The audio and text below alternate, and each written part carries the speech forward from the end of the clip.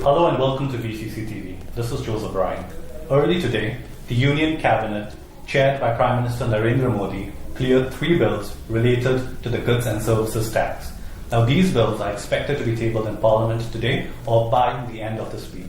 To understand the significance of it, we have with us Aman Malik, Senior Assistant Editor. Hi, Aman. Hey, Joseph. So what are these 3 bills that have been cleared by Union Cabinet and why is it important? Now, this is a part of what is called the subsidiary legislation process for the goods and services tax, or the GST.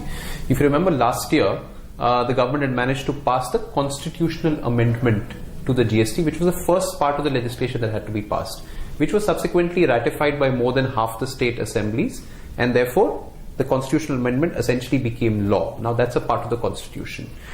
However, you need subsidiary legislations to put that into motion. So there are basically 4 bills, 3 of which have today been cleared by the cabinet, and the 4th that will be cleared by respective state governments. Okay, the 3 bills that have been cleared by the cabinet today are: 1, the central GST bill; 2, the UT GST bill; 3, the integrated GST bill; and 4th, actually 4 bills have been cleared. The 4th is something called the GST compensation law. Okay. Now, what are these 3 bills? Okay, so the central GST bill will essentially allow the centre to levy GST taxes after all the central taxes have been subsumed. Similarly, the UT GST bill will allow that, the union territories to do that. The 3rd is the integrated GST bill. That essentially refers effectively to the interstate trade that happens between 2 states. Yeah, that is the integrated GST bill. Now, the 4th bill, which is basically the GST compensation law, because you see what will happen is some states, the producer states rather, because GST is a consumption tax. So the producer states, that is the states that produce more than they consume, will lose out on some revenue in the initial 5 years or so. Now, to compensate those states, levies that are basically money that is essentially levied on sinful goods or luxury items like tobacco, like luxury cars, etc., that will be collected and distributed to these states as compensation, so that their revenue loss can be made up for at least the first 5 years, and after that they decide what is to be done. So these 4 legislations have to be cleared by the parliament.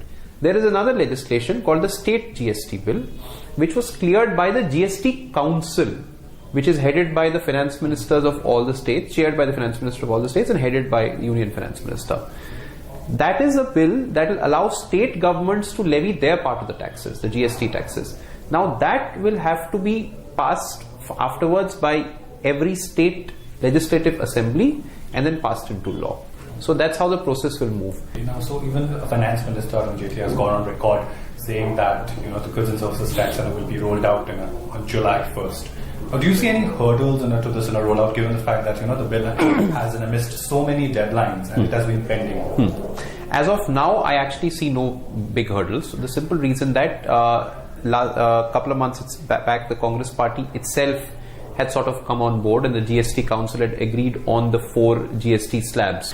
Now, the very fact that the GST Council has cleared this, now the GST Council had finance ministers from opposition states like the Congress controlled states and other states as well. So the fact that they've cleared it and cleared it unanimously essentially means that all the parties are on board. Now, when all the parties are on board, I really don't see any major hurdle.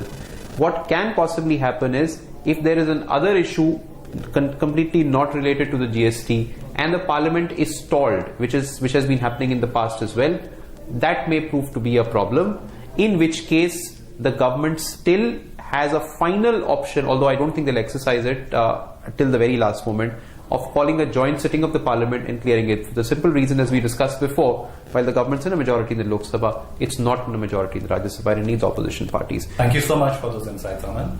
So for now, there appears to be no hurdle for the passage of the GST bill, which is hailed as the biggest reform since the liberalization policy of 1991.